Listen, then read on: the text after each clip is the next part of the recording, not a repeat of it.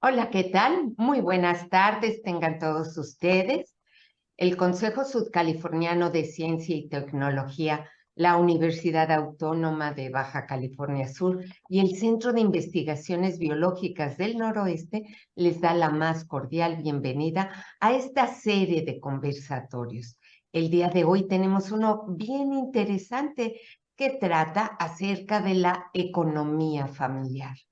La economía familiar es la piedra angular de la estabilidad financiera de los hogares mexicanos y por ende tiene repercusiones significativas en el bienestar general de la sociedad. En México, donde una parte sustancial de la población depende de ingresos provenientes de empleo informal y pequeños negocios, la capacidad de las familias para satisfacer sus necesidades básicas como alimentación, vivienda y educación, está directamente ligada a la salud de su economía familiar. En el caso específico, Baja California Sur, la economía familiar desempeña un papel crucial en el desarrollo de la región. La capacidad de las familias para generar ingresos, administrar sus recursos y participar en actividades económicas locales tiene un impacto directo en la prosperidad de la comunidad.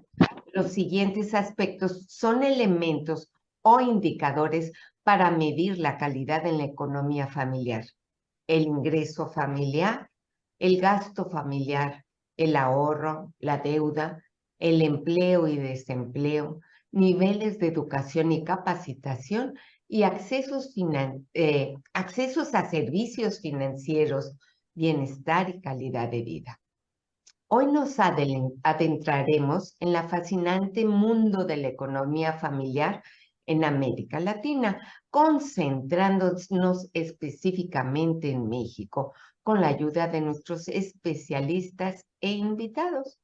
Para ello, me permito presentar ante ustedes a quienes nos darán la oportunidad de conocer aspectos relevantes del tema mediante este diálogo. Para poder realizarlo, les pedimos a los investigadores que respondan a un grupo de preguntas que hemos preparado para presentar el siguiente foro. Pero, ¿quiénes son nuestros invitados? Tenemos a la doctora María Guadalupe Oropesa Cortés, que está adscrita al Departamento Académico de Economía de la Universidad Autónoma de Baja California Sur desde 2019, siendo profesora investigadora. También imparte clases en la bioingeniería de acuacultura del Departamento Académico de Ingeniería en Pesquerías de la misma institución. Es doctora en Ciencias Marinas y Costeras con orientación en manejo sustentable por la universidad, maestra en Economía Aplicada por parte del COLEF y licenciada en Economía por la Universidad Autónoma de Baja California Sur.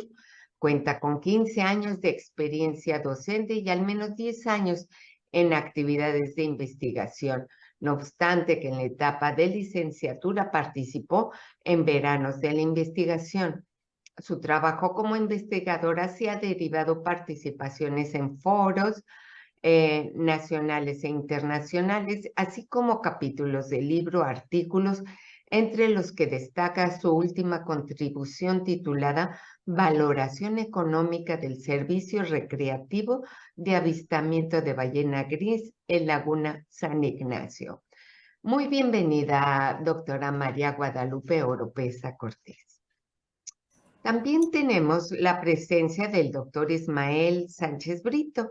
Tiene su doctorado en Ciencias Marinas y Costeras orientadas en el manejo sustentable de recursos de la Universidad Autónoma de Baja California Sur, maestría en Economía del Medio Ambiente y de los Recursos Naturales y diplomados en Ordenamiento, Planificación, Gestión de Territorio, licenciatura en Economía de la Universidad Metropolitana UNIDED Xochimilco y adscripción institucional como técnico de la Coordinación de Vinculación, Innovación, Transferencia del Conocimiento de la Sociedad, que es el COVITEX del Centro de Investigaciones Biológicas del Noroeste.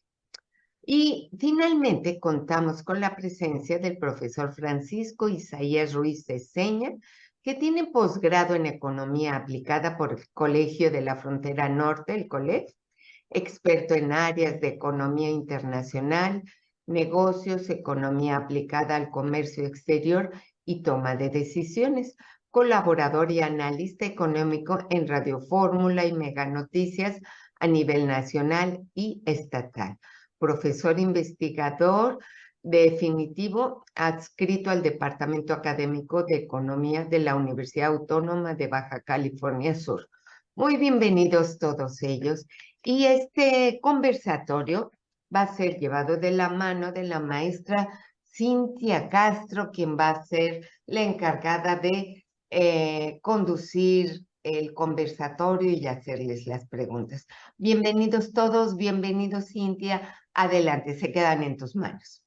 Gracias, pues muy buenas tardes. Hoy es un día que me parece muy importante porque vamos a poder ingresar a uno de los temas escabrosos después del pago de fondos de ahorros, próximos al aguinaldo, y creemos, por supuesto, que de la mano de, como bien decía la doctora Díaz, de la mano de estos especialistas, estos especialistas, creo que podemos darnos una primera asomada al mundo de la economía, porque es un mundo complejo. Ya Isaías sabe que el asunto, tanto como Ismael y Lupita, no es fácil, primero de concebir y luego de trasladar a la sociedad en general.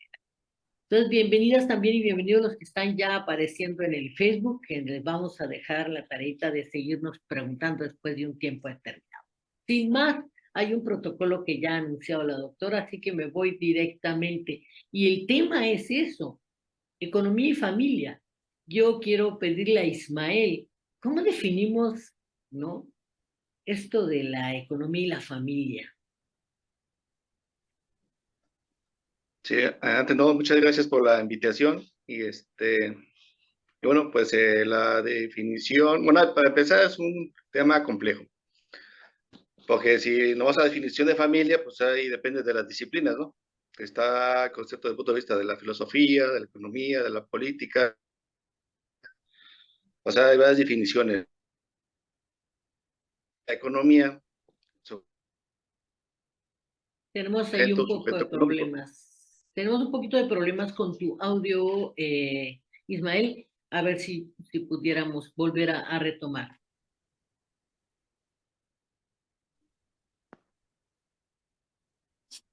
En lo, Bueno, ok, bien. sí, mencionaba que desde el punto de vista de la economía, de la continuidad nacional, la familia es un agente, un sujeto económico, ¿no? Que realiza transacciones económicas, tanto en el consumo, ¿no? Y por lo tanto también realizan ahorro, ¿no? Pero también mencionaba que el concepto de familia, pues, depende de la disciplina, ¿no? En que se revisa el concepto, ¿no? Tanto en la política, la sociología, la antropología, la historia, ¿no? Pero después de la economía y la continuidad nacional es un sujeto y agente económico, ¿no? Es como una pieza central de esta reflexión, justamente, ¿no? Como un actor fundamental en esta, Es, por lo menos en esta reflexión. sí, porque, bueno, si vemos otros conceptos más amplios, pues la familia también pues, es un reservorio de valores, creencias, tradiciones, que digamos que otras ciencias sociales, pues lo veían, ¿no? Y que también es muy importante y que también está relacionado con la economía, ¿no? Inclusive una economía que no está dentro del mercado, ¿no? Que, pues, si quieres, se puede discutir esos temas también. Pero de punto de vista nacional, es un agente sujeto económico que de hecho se viene en las cuentas nacionales. Son cuatro agentes sujetos económicos en la contabilidad nacional, ¿no? Familia, empresas, gobierno y el resto del mundo, ¿no? Y a partir de esos agentes sujetos económicos, INEGI realiza sus censos económicos, ¿no? Y realiza sus cuestionarios, ¿no? A los hogares, que es otro concepto, ¿no? Así en Gracias. términos generales. Gracias, Manuel. ¿No? Yo creo que de arranque ya nos abre ahí el cascarón de la duda para llegar al núcleo. Eh, Isaías, bueno, me estoy tuteando, les pido una disculpa porque como somos colegas y compañeros de repente, pero voy a retomar con el doctor. Isaías Ruiz. En, en panoramas de alta inflación, siempre oímos hablar de la inflación va y la inflación viene, ¿no? Pero hay ciertos momentos agudos en este factor que es la inflación, a la cual le tenemos pánico, ¿no? Y entonces decimos, con estos panoramas de alta inflación, en los vividos en los últimos 3 años, por ejemplo, ¿cómo puede una familia, este núcleo del que hablaba el doctor Ismael, prepararse para un escenario de esta naturaleza? Hola, Cintia. Sí, un placer verte. Isaías, somos amigos. No, no, eso de Gracias. casados a mí, la verdad, no, nunca me ha agradado mucho. Fíjate que hay que aclararle a la gente rápidamente, eso sé que son solo 3 minutos, pero ¿qué es inflación? Inflación tiene que ver con el incremento generalizado de los precios, es decir, todos suben al mismo tiempo. Normalmente tiene que ver con un aumento en la masa monetaria, en el dinero que circula en la economía, en este caso en México, aumenta la cantidad de dinero que hay en el país y eso presiona los precios hacia arriba. Y eso hace que su mandado, ahí donde está, le salga más caro. Así que hemos tenido después de la pandemia, porque los gobiernos tomaron como una medida para ayudar a la gente que iba a estar encerrada en sus casas, aumentar la cantidad de dinero que se les daba sin generarlo en sus empresas, sino yo gobierno te lo doy para que sobrevivas durante la época de confinamiento.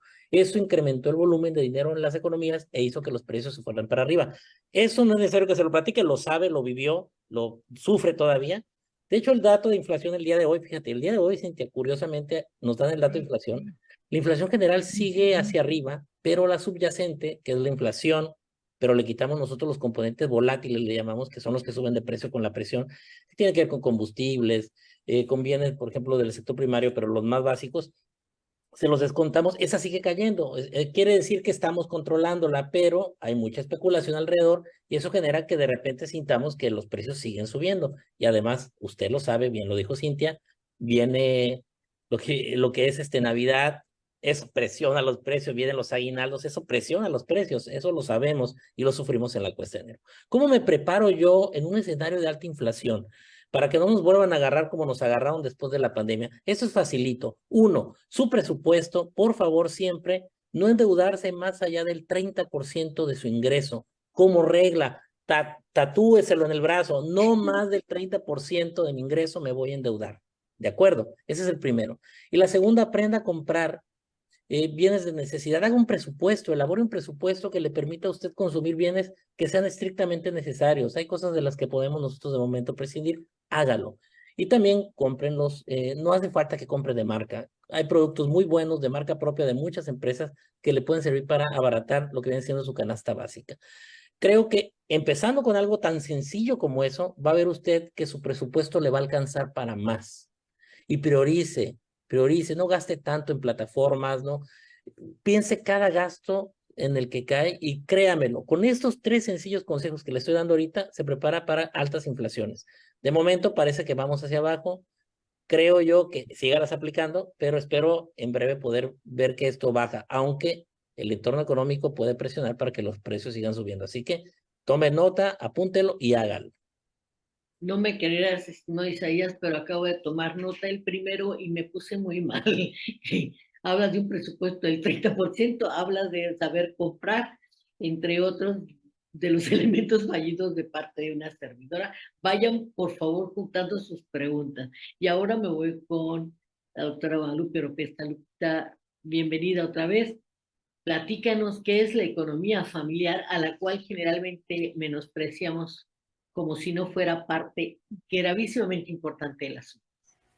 Hola, muy buenas tardes a los colegas, a ti, por supuesto, un agradecimiento a ti, a la doctora Sara y al COSID, ¿no? Y por este esfuerzo para divulgación y que nosotros podamos conectar con el público y poder aterrizar estos temas, porque creo que mis compañeros estarán de acuerdo en que las familias practican la economía, aplican términos económicos, pero a lo mejor no saben que lo están haciendo o no le ponen esos términos que nosotros que hemos estudiado economía, pues lo sabemos claramente. Y bueno, ya lo decía Ismael, las familias son parte del flujo económico donde ellos generalmente proveen factores de la producción, el más común, que es el que denominamos fuerza laboral desde la parte económica, pero no es el único.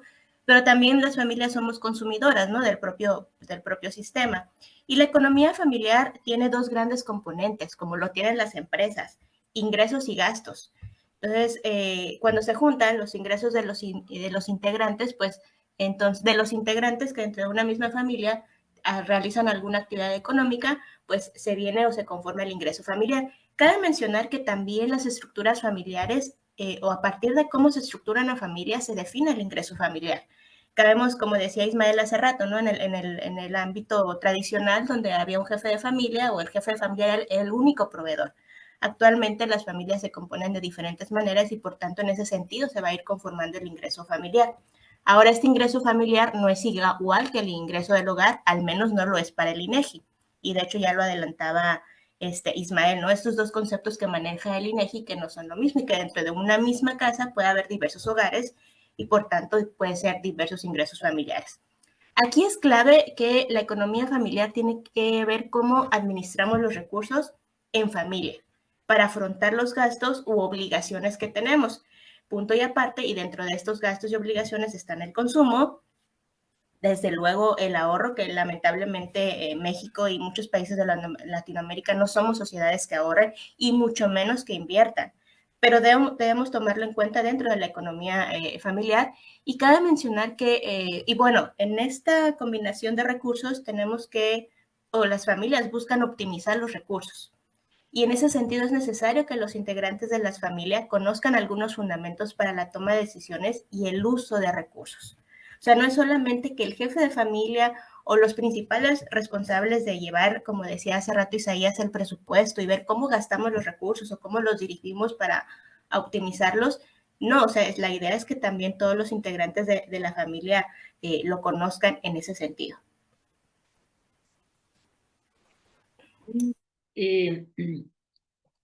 Aparece como una responsabilidad compartida por varios de los miembros, independientemente de la forma de familia. Pero me gustaría que pudiéramos ahondar. Muchísimas gracias, Lucita, por esta primera entrada también de tu parte. Con Ismael, escuché de paso, pero no lo soslayé, me parece que es muy importante. Hablabas de costumbres, culturas, mezcladas, entreveradas ahí con el papel de la familia en la economía. ¿Podríamos hablar un poco de eso, Ismael?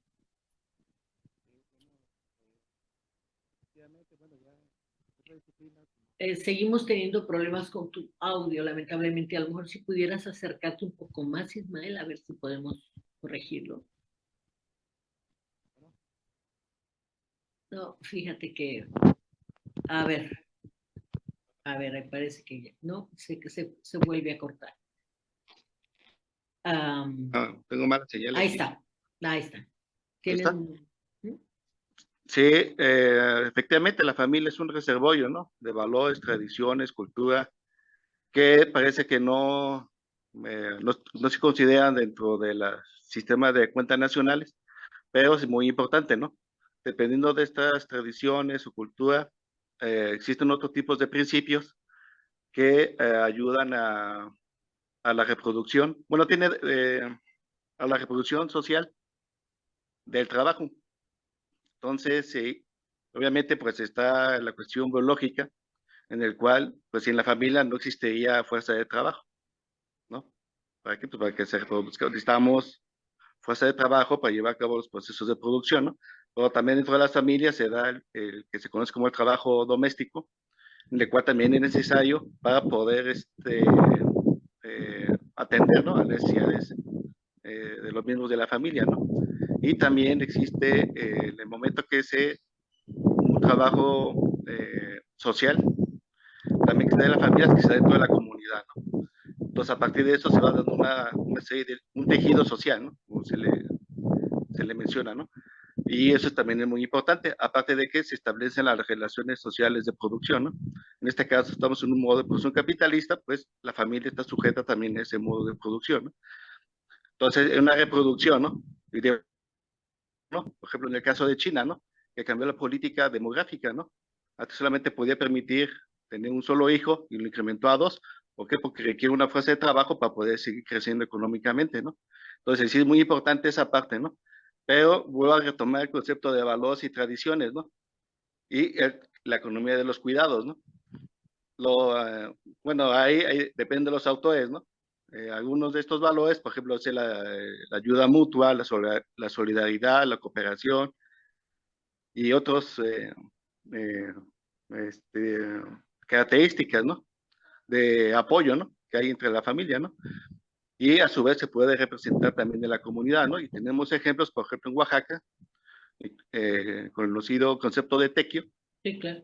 un trabajo que se da de manera comunitaria, pero que empieza en la familia, ¿no? Y también en algunas zonas urbanas de las zonas centrales de México, ¿no? Entonces también es importante. Ahora, volviendo a la contabilidad nacional, ¿cómo se refleja eso en la contabilidad nacional? Pues no se refleja, ¿no? Pero hay unas estimaciones, ¿no? Anexas, en el cual pues es un alto porcentaje, ¿no? Bueno, no tengo el dato ahorita, 6,000 millones de pesos, o representa el tema de cuidados, que básicamente son de 3 tipos, ¿no?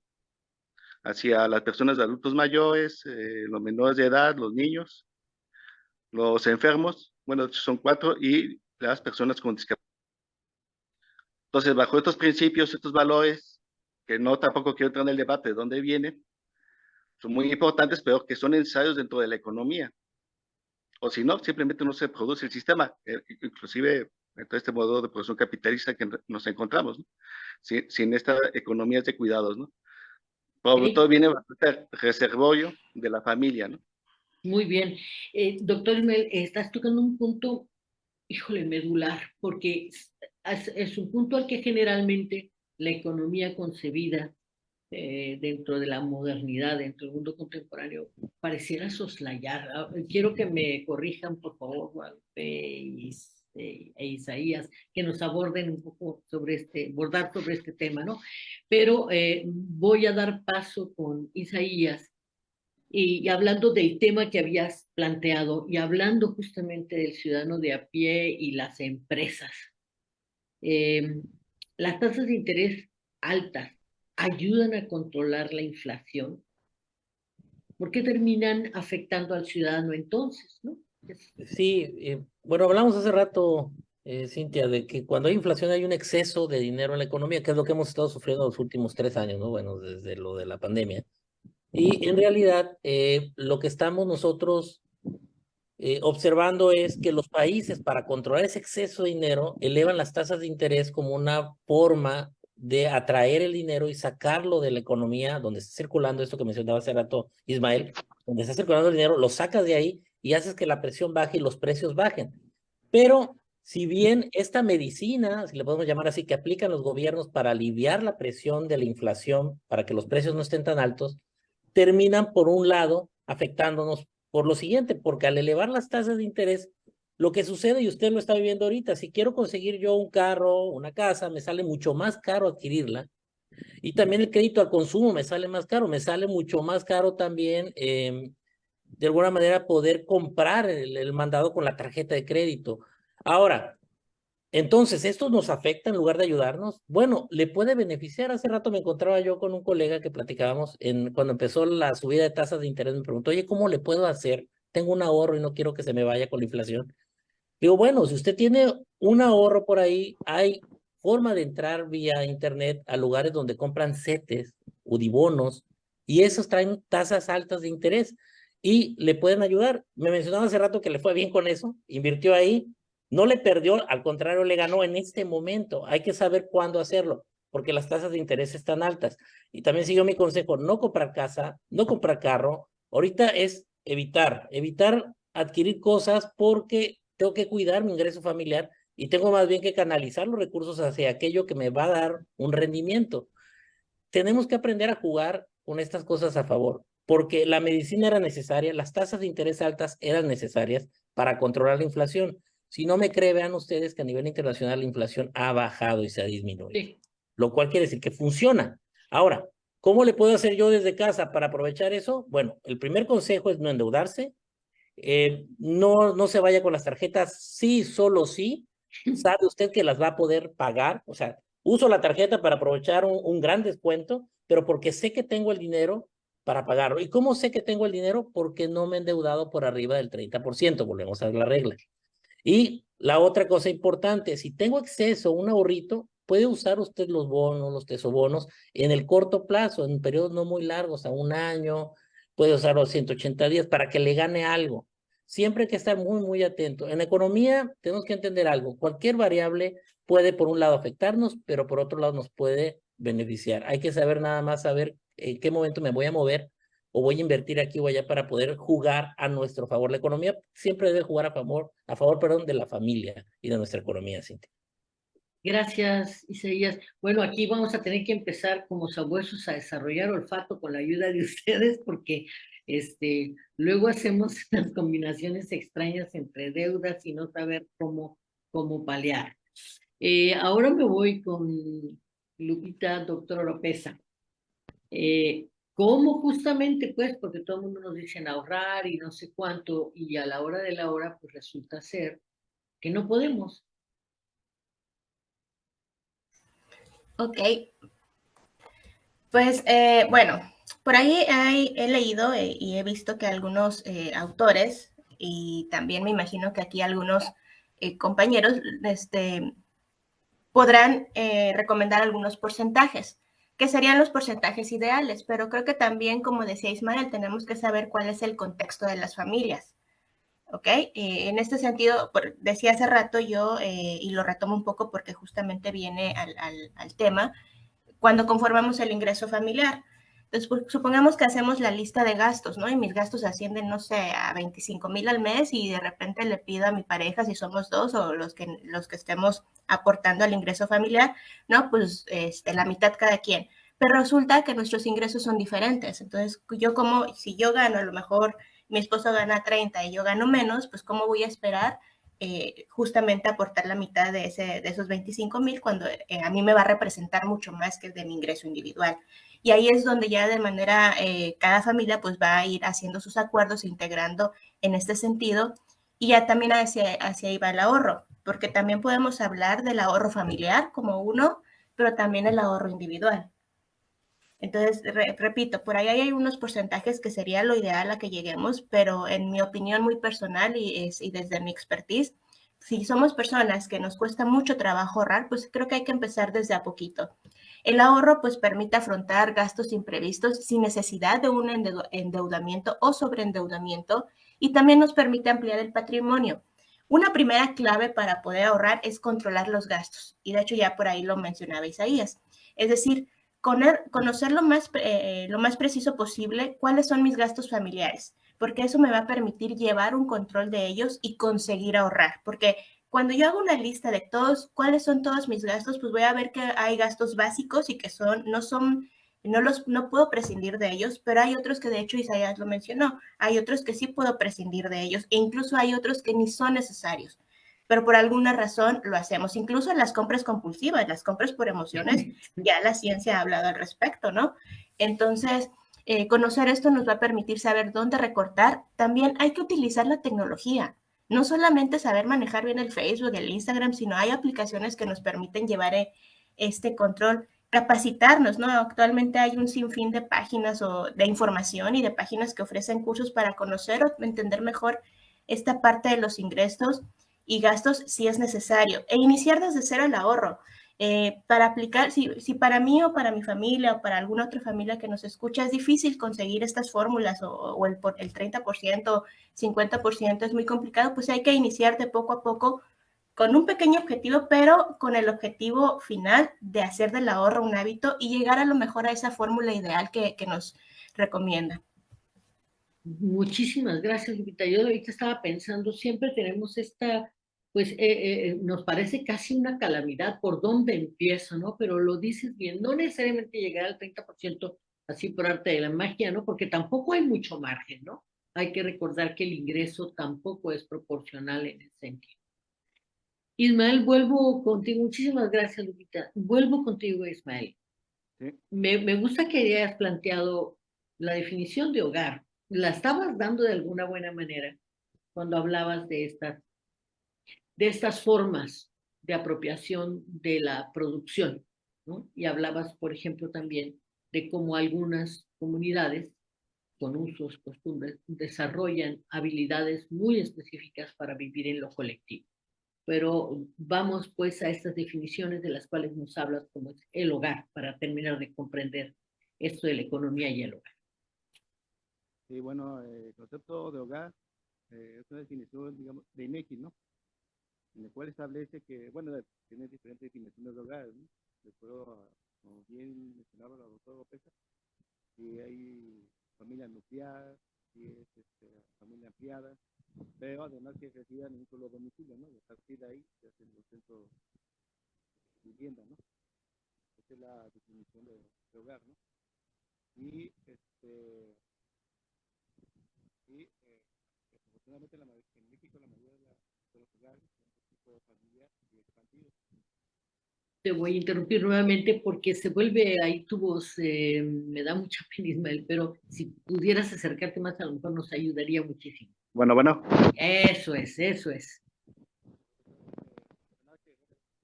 Se vuelve a ir al momento que dejas de mover algo por ahí. Sí, no te tenemos por ahí. No sé si Leo nos puede ayudar a ajustar ahí. Sí, creo que tengo problemas técnicos. Sí, ahí te estamos escuchando, pero volvemos a esta definición de hogar en torno al tema fundamental que estamos tratando, que es la economía desde la familia. Cuéntanos, May. Sí, creo que se escucha. Ahí te estoy escuchando, no te muevas, como decimos antes cuando estaban las televisiones. Sí, entonces, bueno, INEGI tiene su metodología para definir el concepto de hogar y a partir de esa metodología, pues va haciendo sus censos, ¿no? Y va haciendo su contabilidad nacional, ¿no? Pero digamos, es a nivel, hace la sumatoria y se tiene el sistema de cuentas nacionales, ¿no? A nivel macroeconómico, ¿no? Pero como bien también mencionaba el doctor Isaías, sí es importante también la toma de decisiones de la familia para el ahorro, ¿no? El ahorro y la inversión, ¿no? Y también, como mencionaba la doctora Pesa, pues el ahorro, ¿no? Fomentarlo como una forma de protección y de apalancamiento, ¿no? Para la familia, ¿no? O sea, cuando nosotros hablamos en la familia de inversión, para la familia, ¿qué es de inversión? Tener una casa, tener un automóvil, tener refrigerador, enseres, pero ¿cuál es el objetivo final de tener todos estos bienes? Es la acumulación de capital. Bueno, no estoy hablando de mercancías de lujo, ¿no? Es la reproducción de la vida, ¿no? La cotidianidad. Ese es el objetivo final, ¿no? Claro, para que se dé esa cotidianidad debe de haber salud, debe haber educación, eh, los servicios, ¿no? Públicos, que también de manera directa el ingreso disponible se debe tomar en cuenta como ingreso en las familias, ¿no? Entonces, eso también es importante, ¿no? Entonces, las familias también tienen que tomar en cuenta realizar esas inversiones, ¿no? Como familia, ¿no? Que son Sí, muy importantes, ¿no? Claro que con un apoyo y un apalancamiento, que depende así ya desde el punto de vista económico, en este caso de un estado de bienestar, en este caso, en el caso mexicano, pues tenemos el caso del Seguro Social, que tiene más de 50 años, ¿no?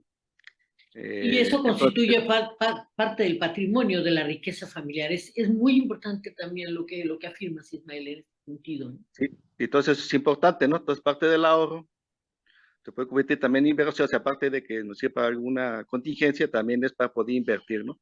En cosas tangibles e intangibles, ¿no? Intangibles, que son cosas intangibles, pues es la recreación, por ejemplo, la cultura, otros elementos para que la familia no solamente piense en las cuestiones eh, de mercancías suntuarias, ¿no? Sino más bien, dirían algunos autores, Volvinsky, por ejemplo, ¿no? El florecimiento humano, ¿no? El florecimiento de la familia, ¿no? Sí, sí, por supuesto. Muchísimas gracias. Y aquí estamos hablando de diferentes visiones. Vamos a ir tratando de dar precisamente por eso me encanta la idea de que esta mesa contenga estas miradas que, aunque puedan diferir en lo esencial, caminan para podernos explicar lo que pasa en diferentes momentos de la economía familiar. Isaías, Híjole, otro tema que nos para los pelos de punta, las pensiones, ¿no? Estamos luchando cronológicamente contra Cronos para no llegar a ese momento fatídico de las pensiones, ¿no? Porque, ¿qué sucede en las pensiones hoy en día?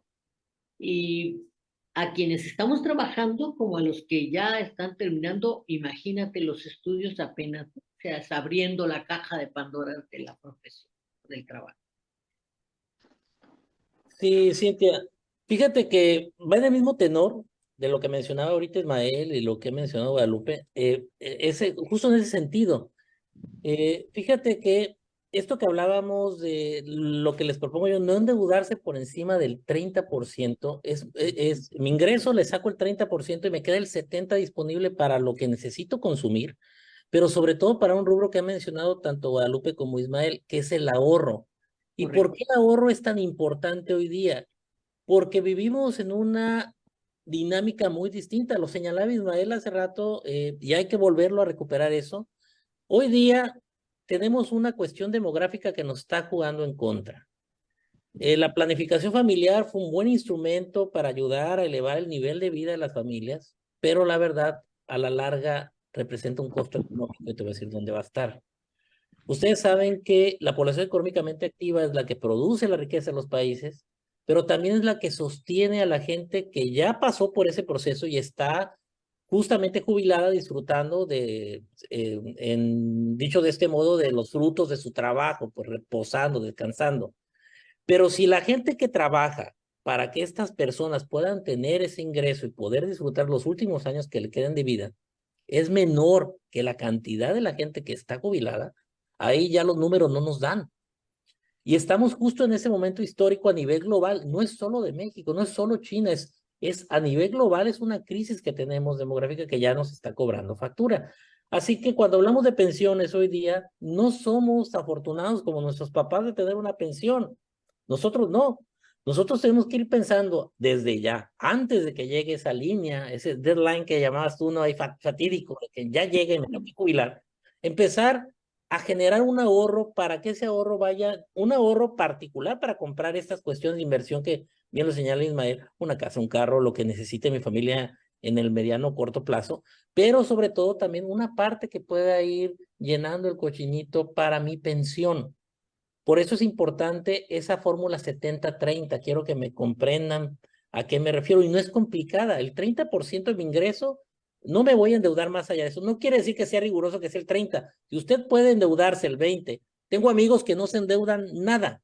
Bueno, eso depende de cada dinámica de ingreso. Yo no sé. Habrá gente que sí, 15, otra que el 20 y otra que el 30.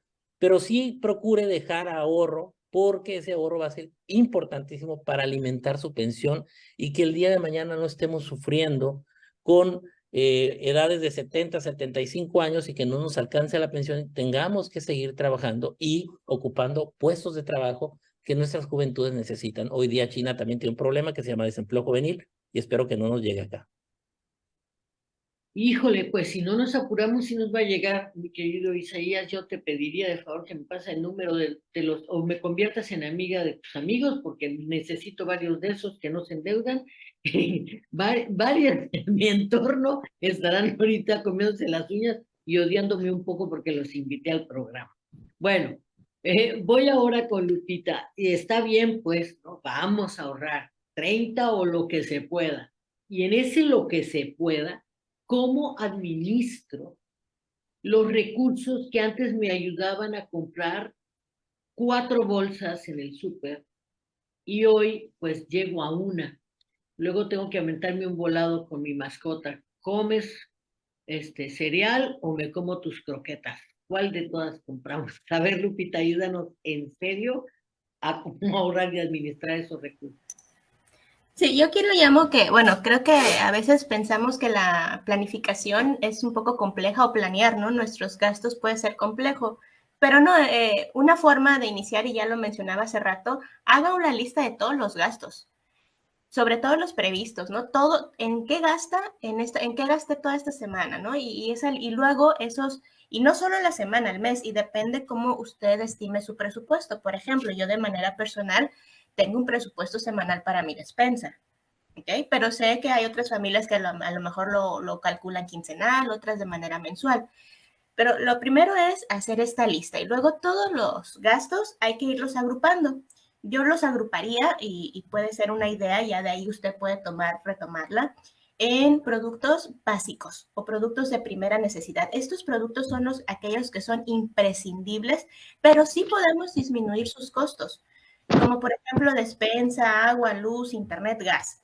Luego, la otra categoría que yo propondría son los necesarios, es decir, son importantes, pero no atienden necesidades vitales inmediatas, como la telefonía móvil, o sea, sí es necesario, pero bueno, de alguna manera pues se puede solventar la educación, los pagos de préstamos, incluidos la tarjeta de crédito, ropa, calzado, citas médicas.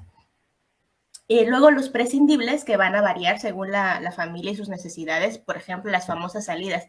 Si yo acostumbraba a salir viernes, sábado y domingo, pues no, ahora mejor nada más el viernes, porque de pronto, sobre todo cuando a veces esto no lo tenemos programado o no tenemos un presupuesto, puedo gastar mucho más de lo que debía o hasta ya me gasté lo que te iba a abonar a la tarjeta de crédito, ¿no? Eventos sociales, viajes, suscripciones, por ahí Isaías lo mencionaba y yo he escuchado de repente por ahí, por donde ando, no solo de amigos, conocidos, la gente, ¿no? Que tengo Disney, que tengo que tengo esto y tengo esa suscripción. Bueno, ¿realmente lo necesitan? ¿Realmente necesitamos todas? Bueno, yo sí puedo decir que no tengo ninguna suscripción hasta el momento, o aprovechar ciertas promociones. De hecho, por ahí salió justamente la pandemia y siguen en algunas aplicaciones estas suscripciones con un pago preferencial a las cuentas de estudiantes, ¿no? Entonces, si estoy estudiando, pues aprovechar al máximo también mi cuenta y esto, y creo que lo más complejo que es para las personas, las familias, los gastos hormiga. Entonces, rápidamente en la despensa puedo hacer una lista, comprar productos, no hay que comprar productos innecesarios, de hecho hay aplicaciones donde usted ya puede hacer su lista, hace rato decía Isaías, o sea, ver también calidad, o sea, no irnos por la marca, incluso contenido y precio. Yo recuerdo de las últimas veces que fui al súper, el kilo de la harina de hot cakes me salía en 25 y medio kilo en 35, pues voy a comprar la más barata y sobre todo si me está dando más producto. Entonces hay que ser también consumidores inteligentes. Sí, yo creo que ahí está en mucho, pero tenemos un disparador, un detonador del gasto que es tremendo, que es el marketing, ¿no? Y tendríamos que aprender a no sucumbir. Muchísimas gracias, Lupita. Bueno, estas son algunas de las sugerencias, ¿no? Les quiero decir que el tiempo corrió veloz y empiezan a caer varias preguntas y comentarios, pero déjenme antes. Quiero redondear un concepto que me parece fundamental, Ismael. Hablas de los cuidadores domésticos, hablas de la tercera edad, de gente que está imposibilitada y que no se puede valer por sí misma. Y eso tiene un altísimo costo en la economía familiar. Platícanos, ¿cuál es tu opinión respecto de esto? Ojalá pudieras mostrar tu audio.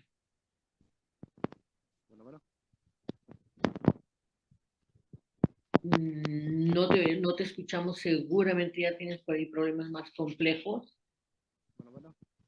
Ahí estás. ¿Podrías hablar para escucharte, Ismael? No te escuchamos otra vez.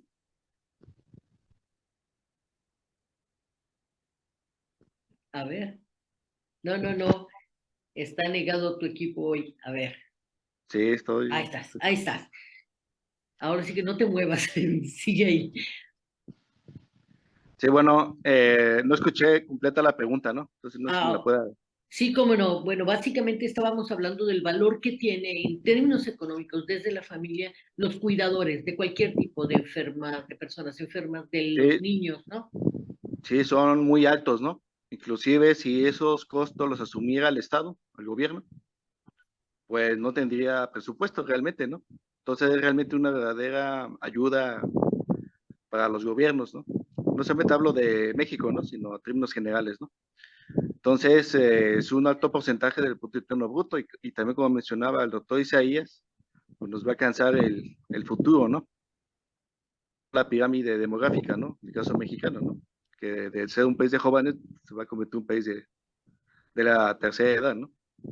Entonces, sí es importante que se considere a nivel de políticas públicas, pero también que las familias lo consideren, ¿no? Pero vuelva a lo mismo, ¿no? Ese fortalecimiento de las familias, de la familia ampliada. ¿Cuál es la familia ampliada? Los tíos, primos, sobrinos, abuelos. Realmente es un apoyo, un apalancamiento para los cuidados y regularmente no se toma en cuenta, ¿no? Ahora, también hay autores y hay críticas sobre el deterioro de las familias, ¿no? ¿Por qué se da el deterioro de las familias, ¿no?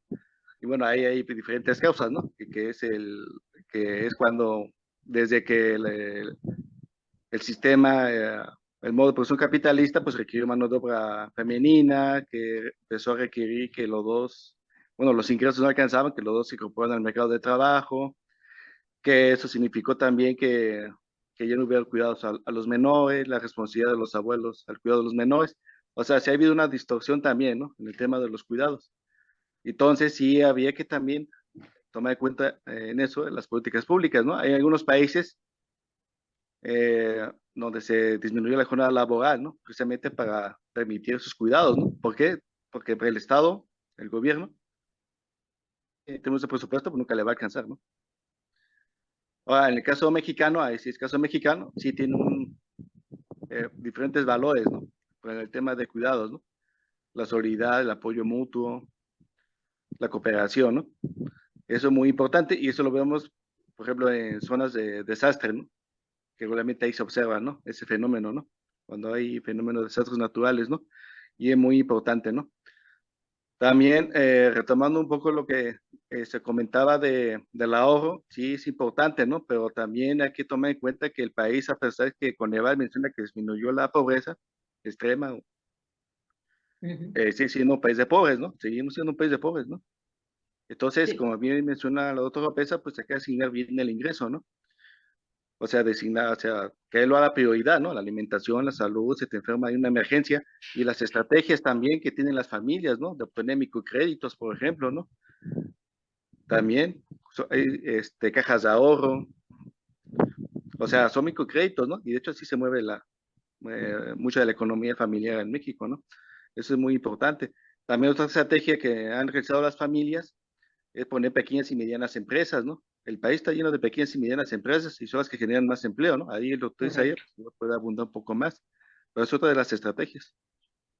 Muy bien, muchísimas gracias, Ismael. Antes de irnos a las preguntas, voy a hacer una última, si me lo permite la doctora Díaz, una última incursión en una pregunta más para Isaías, si me lo permites, Isaías. ¿Cómo aprender a tomar decisiones en materia económica de una forma más efectiva en este mar de incertidumbre o de lo que creemos que son escenarios inciertos? Sí, Cintia. Mira, hay que ser muy claros ahí. Los entornos actuales, después de la pandemia, sobre todo, usted lo sabe, nos sometió a una cuestión de un entorno incierto. Y los entornos son divergentes y las ideas, se ha generado un entorno muy, muy enrarecido. Y la gran pregunta que muchos nos hacemos, oye, ¿cómo puedo tomar decisiones en estos entornos tan complejos o que aparentemente son tan complejos? Bueno, tomar decisiones en realidad no es tan complicado porque hay una clave muy fácil. Los agentes económicos normalmente tomamos decisiones, Cintia, de dos formas. Lo hacemos a través de expectativas, de lo que estamos esperando. Y hay dos tipos de expectativas muy, muy, muy claras. La primera es la expectativa adaptativa, que no es otra cosa, es un término como que se oye muy complejo, pero en realidad no lo es. Es lo que uno hace como ser humano con base a la experiencia que uno ha tenido. Por ejemplo, como cuando si te digo yo, viene un huracán, la gente se prepara, ya sabe qué hacer porque ya ha vivido otros huracanes y sabe cómo proceder en ese caso. En ese punto estaremos diciendo que usted está ejerciendo una expectativa adaptativa. Ya sé lo que viene.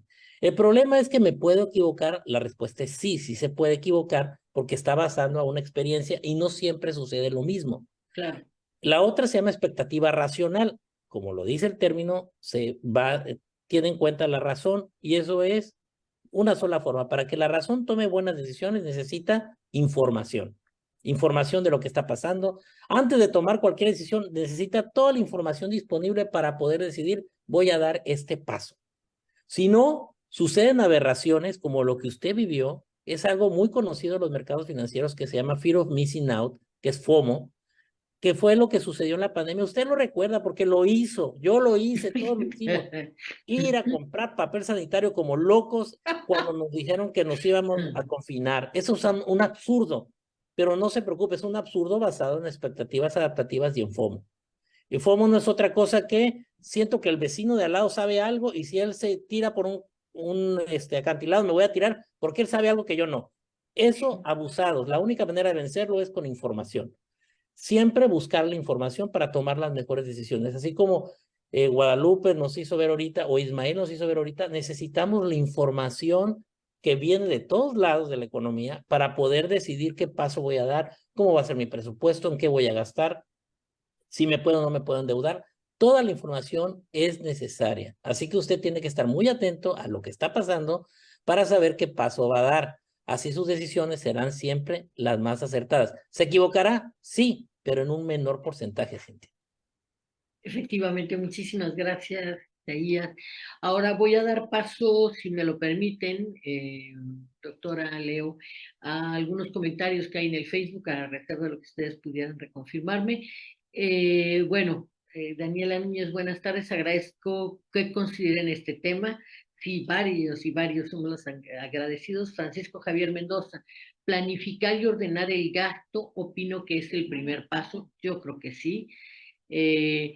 Leo dice, cuando comenta la regla de oro no endeudarse más del 30%, aquí entran los gastos de hipotecas, o sea, cuando comenta la regla de oro de no endeudarse más del 30%, aquí entran los gastos de hipotecas y créditos automotrices. Sí, toda la deuda que usted tiene no debe superar 30%. Puede tener un margen de juego, un más o menos 5%, o sea, puede llevarlo hasta el 35%. Sí, y solo si está seguro que su ingreso, por ejemplo, alguien que tiene un trabajo ya seguro, puede jugarse el 35%. Si sus ingresos son variables, yo le aconsejaría un 25 a 30, dependiendo de... Disminuir el margen, ¿no? Sí, sí, claro. Ahora, Incluso, sí. si me lo permites. Adelante, Lupita, por favor, sí. Incluso ahí también va a estar lo del Infonavit, ¿eh? No solamente lo de créditos hipotecarios, sino también porque recordemos que cuando pedimos un crédito Infonavit, ahí también es parte de la deuda. Muy bien, muchísimas gracias. Creemos que como ya no nos aparece el dinero en el cheque, ya está considerado, pero no, pues va parte de esto. Nos preguntan, he visto un TikToker que regala archivos, Daniela Núñez dice, he visto un TikToker que regala archivos de Excel, etcétera, para mejorar la economía familiar. ¿Alguno de ustedes tiene algún dato que pueda servir para esto?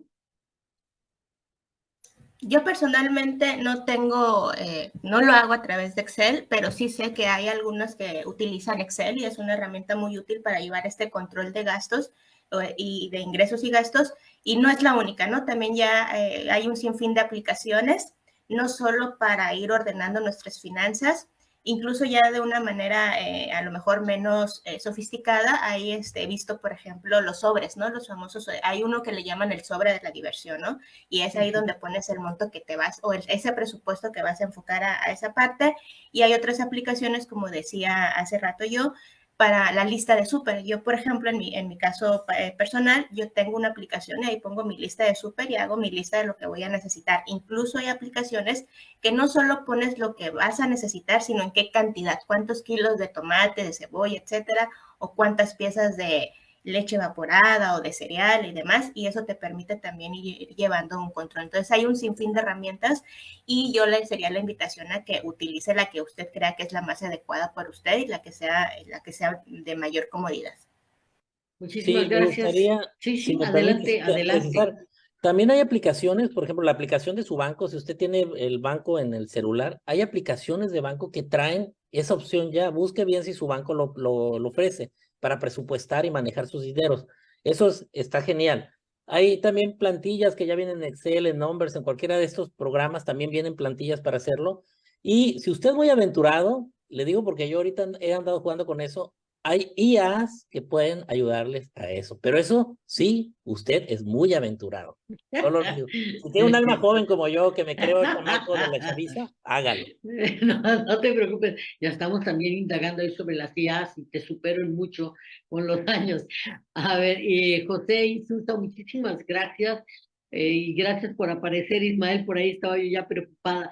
¿Es bueno pagar el mínimo en una tarjeta de crédito o es mejor la opción de pago para no generar intereses? Mira, esta te la mando a ti, Ismael. Bueno, No, no, así no nos estás ayudando mucho, bueno, tenemos tu audio. Pero si alguien la puede ir contestando en lo que reparas tu audio, nos ayuda muchísimo también. Tal vez Lupita o Isaías.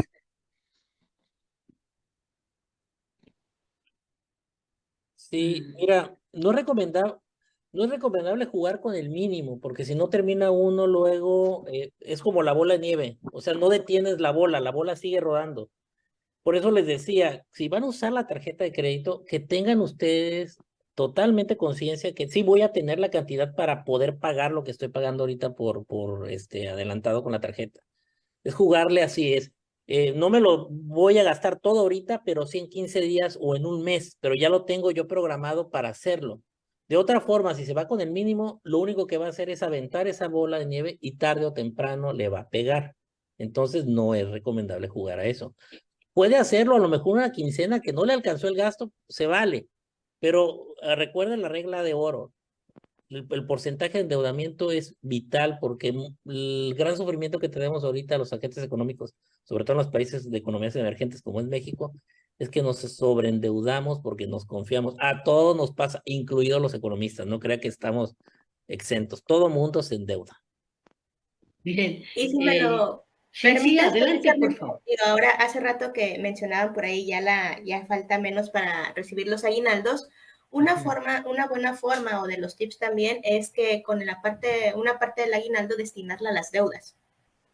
O sea, entonces no sería, y si tienen tarjetas de crédito ahorita con ciertos montos, pues ya no sería el pago nada más para no generar intereses, sino dar lo más posible en la medida de que usted ya vaya presupuestando ese aguinaldo para ir disminuyendo las deudas y en ese sentido que la cuesta de enero no sea tan inclinada. Muy bien. 2 minutitos, espérenme, déjenme leerles una que me llegó por WhatsApp. Dice, Cintia, calla esos agoreros de desgracia. Y implica que mi amistad está teniendo algún derrumbe emocional por la transmisión. Ismael, ¿estás listo para hacernos algún comentario, por favor? No, no creo que estamos con esa posibilidad de escucharte, ¿no? No. Bueno, voy a pasar al otro comentario y tenía que ver con esta insistencia un poco entonces no comprar con tarjeta de crédito. No, yo creo que sí, sí, siempre que podamos observar algunos de los comentarios y de las sugerencias que nos están haciendo. Yo le pasaría la salida a la doctora Sara Díaz, agradeciéndole por supuesto a nuestros talentosos invitados del día de hoy su atención y además estar con nosotros abriendo los ojos ante una realidad compleja como es la economía de nuestras familias. Doctora Díaz. Cintia, muchas gracias por la conducción a nuestros panelistas. Un agradecimiento, la verdad, me deja una sensación no grata. Saber la realidad y saber que me he saltado las reglas de oro y por eso andamos sin uñas, ¿verdad? Ojalá que ahorita que vayamos a recibir ese dinerito extra, creo que toda esta plática va a ayudar muchísimo para encauzar la vida a partir de esto y que sigan enriqueciéndonos con sus comentarios porque nunca es tarde para aprender y cuanto más lo oyes, más se te va quedando. Mil gracias a cada uno de ustedes, mil gracias a todos los que participaron. Se quedan varios comentarios donde felicitan a los ponentes.